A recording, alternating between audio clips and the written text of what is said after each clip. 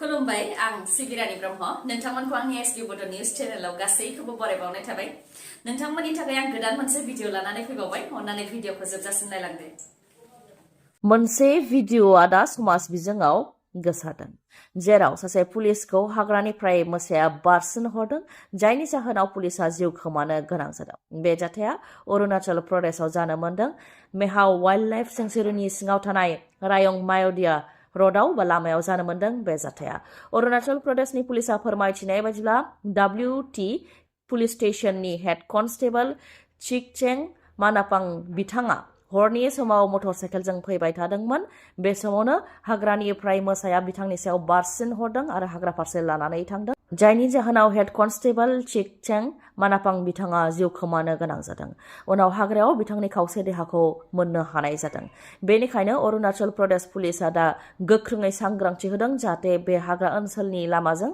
रावबो साखा खबनै मटरसाइकेल बा साइकेलजों रावबो हान्थिया बेनि थाखाय गोख्रोङै सांग्रांथि फोसावदों बिटिसिआव एलपि आरो इउपिआव फोरोंगिरि थिसननायनि उनाव हाई स्कुल आरो कलेजाव लांदां जानानै थानाय पस्टआवबो फोरोंगिरि थिसननाय जागोन बे खोथाखौ होदों बिटिसिनि सोलोंथाइ बिफाननि इएम रबिराम नार्जारि बिथाङा जायनाखि एलपि आरो इउपिनि लांदां जानानै थानाय 984 पस्टआव थिसनथाइ होनो थाखाय भेरिफिकेसन जानाया दा सोलिगासिनो दङ बेनि खामानिया से सप्तानि गेजेरावनो जोबनो हागौ आरो बिधानसभा बिसायख'थिनि उनाव हाई स्कुल आरो कलेजाव थिसनथाइ होनाया जागोन होननानै फोरमायथियो बिथाङा बिधानसभा बिसायख'थिनि थाखाय 25 निफ्राय 28 अक्ट'आव नटिफिकेसन ओंखारनो हागौ बेनिखायनो बे समाव हाई स्कुल आरो कलेजाव थिसनथाइ होनायनि खामानिखौ जागायजेनो बा जेंनायाव गोग्लैनो हागौ बेनिखायनो बिसायख'थिनि उनाव हाई स्कुल आरो कलेजाव थिसनथाइ होनाय जागोन होननानै फोरमायथियो इएम रबिराम नार्जारि बिथाङा मबाइल आरो इन्टारनेट बे जोंनि जिउआव गोबां सोलायनाय लाबोबाय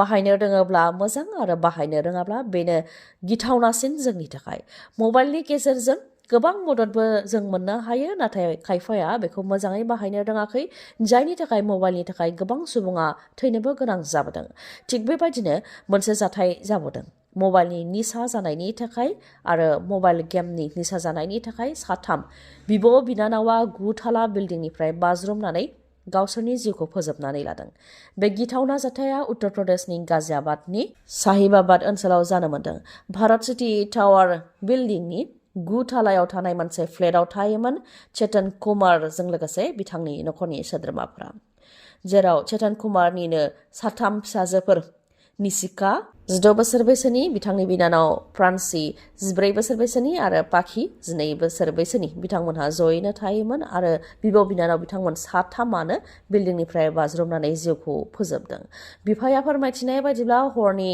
2:15 बिल्डिंनिफ्राय बाज्रुमहैनायनि सोदोबखौ खोनानो मोन्दोंमोन आरो होज्रिख्रावनायनि सोदोब खोनानो मोन्दोंमोन लोगो लोगोनो फिसाजोफोर थानाय खथायाव थांनानै दर नारहैदोंमोन नाथाय बे समाव दरा सिंनिफ्राय लकमोन उनाव गाहायाव थांनानै नायहैनायाव बिथांमोननि गोथै देहाखौ मोननो हादों लोगो लोगोनो देहा फाहामसालियाव लानानै थांनाय जादोंमोन नाथाय बिथांमोननि जिउखौ रैखा खालामनो हानाय जायाखै मा जाहोननि थाखाय साथाम फिसाजोआ बिल्डिंनिफ्राय बाज्रुमनानै गावसोरनि जिउखौ बेबायदि खेबसेयैनो फोजोबनानै लाखो बेखौ नखरनि सोद्रोमाफ्रा जेबो गुमुर मोनाखैमोन जाथायनि सोमोन्दै पुलिसनो खौरां होनानै पुलिसा जेब्ला नखराव फैनानै सेबनायनि हाबा मावफैयो बा नायबिजिरनायनि हाबा मावफैयो अब्ला हमदांनो हादों उन्दै गथ'साफोरा करियान अनलाइन गेमनि एडिक्टेडमोन पुलिसा बिसोरनि खथानिफ्राय गांसे डायरि मोनदोंमोन जेराव मबाइल गेमनि सोमोन्दै आरो टास्कनि सोमोन्दै गासैबो लिरनानै गालांदोंमोन बे डायरियाव जि लिरनाय दं बेखौ गासैखौबो फरायदो होननानै लिरनानै गालांदोंमोन लोगोसे बिफानिसिम निमाहा बिनानै गाबनायनि मोनसे सावगारिबो आखिनानै गालांदोंमोन बिब' बिनानाव साथामा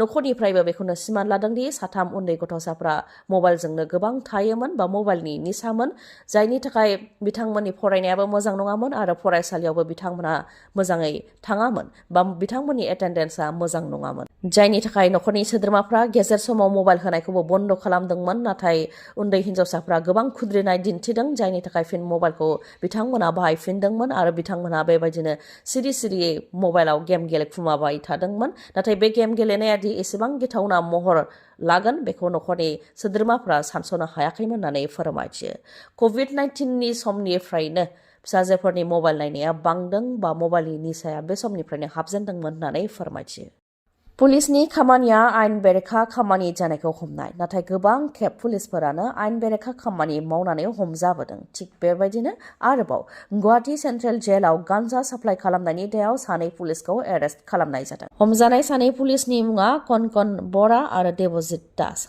सानैबो 4th आसाम पुलिस बेटालियननि कनस्टेबलमोन। जेलनि सिङाव गान्जा साप्लाइ हरनायखौ जेल अथरिटिया मिथिनो मोननायनि उनाव बेनि हेंथा केस रेजिस्टार खालामदोंमोन। बे लेखायैनो जोबथेसालिनि सिङाव गान्जा साप्लाइ खालामनायनि दायाव कनकन बरा आरो देबजित दास सानैखौबो एरेस्ट खालामदों आरो बिसोरनिफ्राय गान्जाबो जब्द खालामदों। जुलिनि समावनो दुखुनि खौरां। हिनजाव गोदान लानानै न'फारसे गिदिंबोफिनबाय थानाय समावनो हौवा गोदाननि बिदा आरो गुबुन सासे सुबुंनि जिउ खहा, लोगोसेनो गोबां सुबुङा जोखोम जानो गोनां जादों। जायनि जाहोनाव जुलिनि सायनासालियाव थांनायनि सोलायै हस्पिटालाव थांनो गोनां जादों। न'खरनि सोद्रोमाफोरजों लोगोसे गोबां सुबुंफोरानो गवालपारानि आगियाव जानो मोन्दों बे दुखुनांथाव जाथाया। 17 नं राजा लामायाव जानो मोन्दों बे जाथाया। फोरमायथिनाय बायदिब्ला हिनजाव गोदान लानानै हौवा गोदाननि न'खरनिफोरजों लोगोसे बाय बाहागि रायजो राजाफ्रा जयैनो बास आरो मेजिक गारिजों फैबाय थादोंमोन। बेयावनो बिथांमोनहा लामायाव थाद'नानै थादोंमोन। बे समावनो गंसे गोख्रैथिजों खारबोनाय ट्राकआ बास आरो मेजिकखौ सौख्रांफैदों, जायजों हौवा गोदाननि बिदा आरो गुबुन सासे सुबुङा जिउ खोमानो गोनां जादों आरो गोबां सुबुंफोर जायफोर बिथांमोनहा जुलियाव फैनायमोन बिथांमोनहा जोखोम जानो गोनां जादों। जायनि जाहोनाव रंजा बाजा थासारिया मोनसे दुखुनि थासारियाव सोलायदों। बे जाब्रबथायनि अनगायैबो गुबुन मोनसे जाब्रबथायावबो ट्राफिक पुलिसा जिउ खोमानो गोनां जादों। मोनसे जाब्रबथाय जानायखौ रैखा खालामनो थाखाय थांनाय समावनो ट्राफिक पुलिसखौ सौख्रांफैदों गुबुन मोनसे गारिया, जायनि जाहोनाव बिथाङा जिउ खोमानो गोनां जादों आरो साद'आ जोखोम जानो गोनां जादों। दुमदुमा ट्राफिक इनचार्ज बाबुल सनवाल बिथाङा जिउ खोमानो गोनां जादों। तिनसुकियानि दुमदुमा चामदां बाइपासाव जानो मोन्दों बे दुखुनांथाव जाथाया। गिबियाव मोनसे जाब्रबथाय जादोंमोन। जाब्रबथाय जानाय लोगो लोगोनो ट्राफिक पुलिसा गावनि हाबाखौ मावनो थाखाय बिथाङा फैदोंमोन। रैखा खालामफुबाय थानाय समावनो गुबुन गंसे गारिया फैनानै बिथांनि सायाव जोबोद गाज्रियै सौख्रांफैदों, जायजों बिथाङा जिउ खोमानो गोनां जानायजों लोगोसे साद'आ जोखोम जानो गोनां जादों। तामुलपुराव फिन हाग्रानि मैदेरनि उदखार। तामुलपुराव गोलाव समनिफ्रायनो हाग्रानि मैदेरा फैनानै सुबुंफोरखौ गोबां जिउ फोजोबबोदों। फिन आरोबाव तामुलपुराव हाग्रानि मैदेरनि गाग्लोबनायाव बिसि आरो फिसाय सानैया जिउ खोमानो गोनां जादों। तामुलपुरनि एनसि आंगारखाथिनि सिङाव थानाय नतुन बस्तियाव जानो मोन्दों बे दुखुनांथाव जाथाया। मैदेरनि गाग्लोबनायजों जिउ खोमानांनाय बिसि आरो फिसायनि मुङा फारियै पार्बती टुडु 46 बोसोर बैसोनि आरो बिथांनिनो फिसाय मंगल चरण 52 बोसोर बैसोनि। भारत भुटान सिमानि साखाथियावनो जानो मोन्दों बे जाथाया। सानसे सिगां बाक्सायावबो हाग्रानि मैदेरा फैनानै सानै सुबुंखौ बुथारलांदोंमोन। बेनि उनाव फिन आरोबाव तामुलपुराव हाग्रानिफ्राय मैदेरा फैनानै खेबसेयैनो बिसि आरो फिसायखौ गाग्लोबनानै बुथारलांदों। दिनैनि भिडिअआ एसेनोसै। गाबोन आरो गोदान भिडिअजों लोगो मोनफिनबावगोन। नोंथाङा दासिमबो आंनि चेनेलखौ साबस्क्राइब खालामाखैबा अन्नानै साबस्क्राइब खालामदो, लोगोसे लाइक, कमेन्ट आरो शेयार खालामनो दाबाव। गोजोन्थों।